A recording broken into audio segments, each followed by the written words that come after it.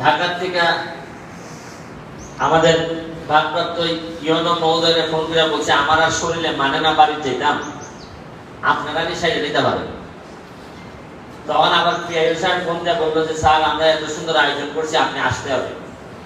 তখন বললাম যে না, নিজের মানুষ, টিন গেছি গা ঘর বাংছে, হয়তো টিন দিয়া কোনো কত আনন্দিত না। যদি এমপি নিজে গিয়া যদি সামনে গিয়া খার হয়, এটাতে একটা আরাম লাগে যে আছে এমপি তো আইসি আমরা তার তোমার অনেকটা কষ্ট করতে যাই গেল। ওই সকালবেলা রওনা দিলাম, কারণ বিপদের সময় কোনো অকলতায় কোনো আর বিপদ টাকা পয়সা দিলাইতে পারেনি।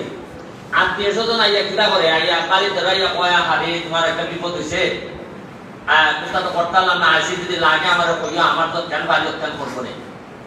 ঠিক আমি এমপি হিসাবে আইসি না, আইসি একবারে আপনারা আত্মীয়র মতো করে আইসি যে আপনারা টিম গেছি ঘর ভাঙছে, হয়তো সব দিতাম পারতেছেন, আপনারা চিন্তা করতেন না যে দিন রাত ঘূর্ণিঝড় হয়েছে। এর পরের দিন থেকে আমি ঘূর্ণিঝড়ের মতো ডিপার্টমেন্টে ঘুরতেছি, যে কিছু হইলে আমাদের দেওয়া নাই, আমি মুখ দেখাই যেতাম না মানুষের। বুঝলেন আপনি কিজাত বুড়া করছি যে ডিজি মহোদয় আমরা পিআইএলের সরাসরি ফোন দিচ্ছেন দেয়া, সে অলজ্জাত করে গেছে। আমি বলছি যে আমার এলাকার যদি ঘূর্ণিঝড়ে আমি এমপি হিসাবে কুস্তা লইয়া যাইতাম না পারি, তাইলে কিন্তু আমি আপনারা খামড়াইলে মুখ দিলাম। আর আমার তো খামড়ানের অভ্যাস আছে না নি, আর আমি নিজে 2 নম্বর না, আমি আবার আমার এসব না দিলে আমি খামড়াইতাম পারি। কারণ আমি তো আপনারা আমার যে ইতিহাস তৈরি করছেন ভোট দিয়া এমপি বানাইয়া, আমি তো কইছিলাম না ভোটের আগে যে আপনারা আমার 7-8 ঘন্টা ভোটের দিন আপনারা আমার পাহারা দিবা, আর আমি আগামী 5 বছর আপনারা পাহারা দিব। কইছিলাম না আমি এই পাহারা। আরে টিন আমার এলাকার মানুষের টিন থাকতো না, কিন্তু আমি ব্যারিস্টার সময় আমার বাসার টিন ঘুরিয়েছি। আমি যে আমার গাড়ি ঘোড়া রাখি তার টিন উল্টে দিয়েছে সব। তখন আমি তার পাইছি যে কিতাব তুফান আইছে, যে এমপি নিজের বাসার টিন যখন উঠাই যায়, তখন আমি তার পাইছি যে কিতাব তুফানটা আইছে। আপনার লেগে রাখছিলাম 50 আর 47 প্রায় কত 97 বান টিন, সাথে 3000 টাকা করিয়া প্রতি বানে যারা নিবা 3000 টাকাও পাইবা। আর হইল গিয়া 20 কেজি চাউল পাইবা চলে ইটালিয়া কোন রকম দান বাঁচাইতা। এরপরে আবার হইল গিয়া অনেকে পাইছে না। আমরা তো মানুষ বেশি, আমরা তো যোগান কম, অনেকে পাইছে না। ওকে এরা বুদ্ধি দেয় এখানে, এরা তো সিলাইতে যাবা তোমার ভোট দিলাম না, আমরা আমাদের জিগাইতেছে ভোট দিলাম না, ওকে দেও না করে। আমি সরকার থেকে কিতা পাইছি না পাইছি তাতে এরা চিন্তা করে না, চিন্তা করে যে আমি ভোট দিছি না আমার দিতে না করে। ওই বাধ্য হইয়া আরেকটা ফান্ড আমার এরা পয়সা দিব আগামী সপ্তাহ। এটা হইলে 2,10,15,000 একটা ঐচ্ছিক ফান্ড আছে। এটা হইলে আমি গরিবরে দিতাম এত করে 500-1000 যা দিতাম ওই চেকের মাধ্যমে দিতাম। ওই আমি এখন ইউনিয়ন মহোদয় কইলাম যে আমার যে ঐচ্ছিক ফান্ড আছে ইটো আপনি ঘূর্ণিঝড় ফান্ডের মধ্যে ঢুকাই দেন, আগামী সপ্তাহে যারা বাকি আছে এরা ওই 2 লাখ টাকা থেকে বাকিটা পাইবে আপনারা।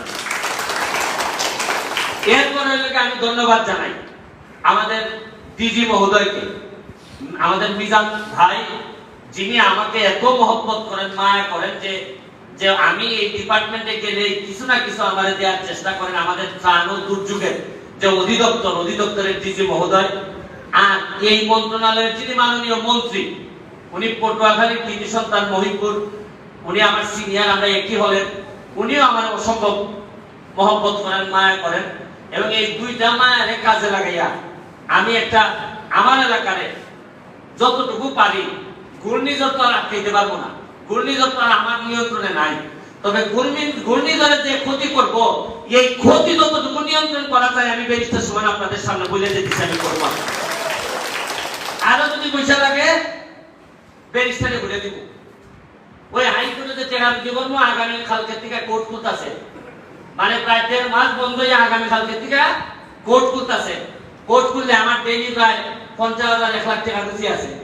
তা আমি যেহেতু কথা দিছি যতদিন আপনারা আমার এমপি বানাইছেন, আরো আছে না 15 বছর আমার কাকুনা বিদায় ধারবানি, এই 15 বছর যা কিছু করবো আমি কইছি যে আমি এবং আমার বউ ফুলাপুরি এই এমপি থাকা অবস্থায় কেউ কোনো জায়গা রাখতে না, ফ্ল্যাট কিনতে না, ব্যবসা চাইতে পারতা না। কইয়া দিছি যে মানুষ 7 লাখ মানুষের নেতা আমাদের যেহেতু বানাইছো, তাইলে আমি কথা দিতেছি নেতা বইলে পরে নেতার দায়িত্ব বাড়ে। এর লেগে কইছে আমি এই 5 বছর কোনো সম্পদ কামাইতাম না, এটা আপনারা লেগে বরাদ্দ করে রাখছি আমি আপনাদের।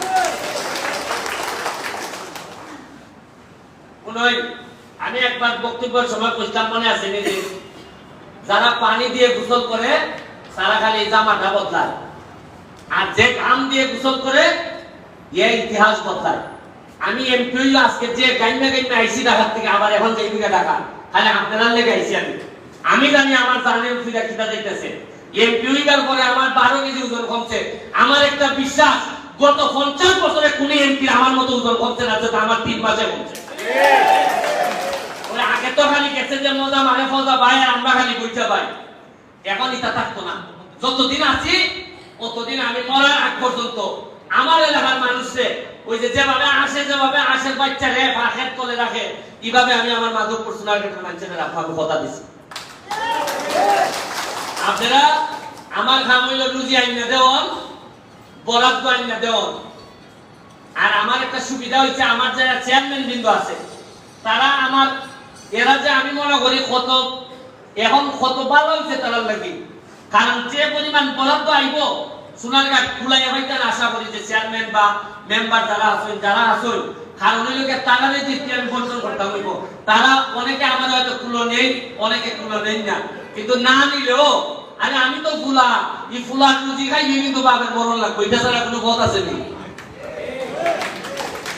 আমি আপনারা বইয়া যেতেছি, আজকে যারা এখানে উপস্থিত আছেন, আমার লোকাল গার্জিয়ান, এখানে আমাদের উপজেলা চেয়ারম্যান মহোদয় আমার মামা আব্দুল কাদের লস্কর, এখানে ভাইস চেয়ারম্যান সাহেব আছেন, উনিও আমার মামা।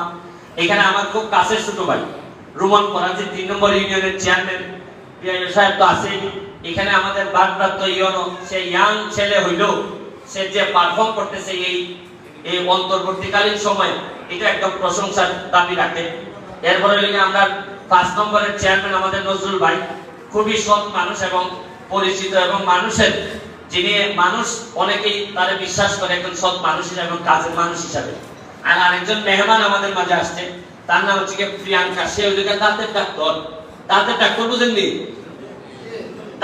দাঁত গেলে আবার একজন ডাক্তার লাগে না নি, দাঁতের ডাক্তার। সে একটা ক্যাম্প বানাইবো সোনারঘাট, তা আমার সাথে ক্যাম্প করবো, মানে 2 দিনের লেগে বা 1 দিনের লেগে যারা দাঁতের সমস্যা মাগনা দেখে দিব, টাকা নিত না।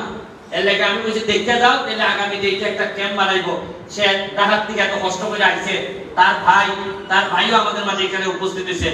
মেহমান আইলে পরে একটা আত্মানি দেওয়ার মানে আত্মানি নেবারে ঠিকঠাক করুন না, সবসময় আত্মানি দিবাতে মানুষে খুশি হয়। আর খুশি হলে তো কেনা পয়সা দিত, আর নাইলে দিব নি কোনো। কবে যে সোনাঘাটে মানুষের দিকে আত্মানি দেয় না পালা, আত্মানি ছুটে মানুষে বাগলি জিতিকা, আধা বাগলি জিতিকা। আমি আপনারা কইয়া রাখি, আর সামনে আরেকটা চ্যালেঞ্জ আইতাছে। চ্যালেঞ্জটা কি? তা সামনে আমরা আরো খারাপ সময় আইতাছে। আপনারা তো মনে করেন ঘূর্ণিঝড় হইছে, হালকা হইছে, আর পরশুদিন মনে হয় বুঝতে হইতো না। না, গরম এমন বাড়া বাড়তাছে, কদিন পরে সামরা বুঝ দিবি না। 39 হালকা চলছে। 39 মানে হইলে এই নাম্বার আপনারা বুঝতে না। 39 মানে হইলে আগে 35 আছিল হাইয়েস্ট, এর চেয়ে বেশি যাইতো না। এখন কত হইছে? 39 মানে হইলে সৌদি আরবের কাছাকাছি আইছে। ওই যে মরুভূমির যে গরম, ইটার কাছাকাছি আইছে। সামরা আমরা ফুইলে আদামর হয়ে যাবে এটা। কেন লেগে অত গরম? কারণ ফাঁকে বাপ রোসারে না। ওই যে গাছ কাটছিল, যে ওই গাছ দিয়ে আল্লাহর বিচার হয় না নি? কিন্তু আল্লাহর বিচারে আমরা কিছু বালা লোক যারা আছি, জীবনে গাছ কাটছি না, এরও কিছু মাই খাই হইবা হয় না নি? যে এক করে বাপ করলে কয় করে ভাই? আমি আমার গলা লাগল হয়েছে। এখন একটা সিদ্ধান্ত নিছি, প্রকৃতির বিরুদ্ধে যুদ্ধ করতাম। তো মানুষ হিসাবে জন্মাইছি, তো প্রকৃতির বিরুদ্ধে যুদ্ধ করবার লাগবে। এই যুদ্ধ হিসাবে আগামী মাসে আমি 2 লাখ সারা মাধবপুর এবং সোনারঘাট মিলাইয়া বিভিন্ন দামি দামি সারা, আম, কাঁঠাল, তবে আম বেশি, কারণ আমার একটা ইচ্ছা আছে, আমি সোনারঘাট মাধবপুরে আমের রাজধানী বানাইতাম। আমরা সিলেটে আপনারা প্রস্তুতি নেই, আমি সারা ঘরে ঘরে বাজাইবো। মনে আছে নি আমি এমপি নির্বাচনের আগে আমের সালাদ ইসলাম মনে আছে নি আপনারা অনেক হয়তো 37,000 আমের সালাদ ইসলাম কইছিলাম যে আমি যে কইছিলাম নির্বাচনের সময় যে আমি যদি এমপি হই মনে একটু আমরা সোনাগাটিয়া ফুরি বিয়া নিবার লেগে বলছে বাবুলি জুটিয়া কেন কারণ আম খাওয়াইবো মিঠা মিঠা আম খাওয়াইবো বিয়া নিত না ফুরি আর ফুরি বিয়া দিবার লাগবে পাগল হইব কারণ আম দে বালা মিঠা হইব ফুরি বিয়া দিত বিয়া দিব দিব আর কইছিলাম নিজে আকাশের বাকি উঠব কারণ যে বালা গাছ লাগাইবো আম ফাটল উঠলইব বাকি কোনো বইটা করে আমার ইচ্ছা হইল কি অভিগঞ্জের ভাগ্যা সবাই নিতাম সোনার গাছ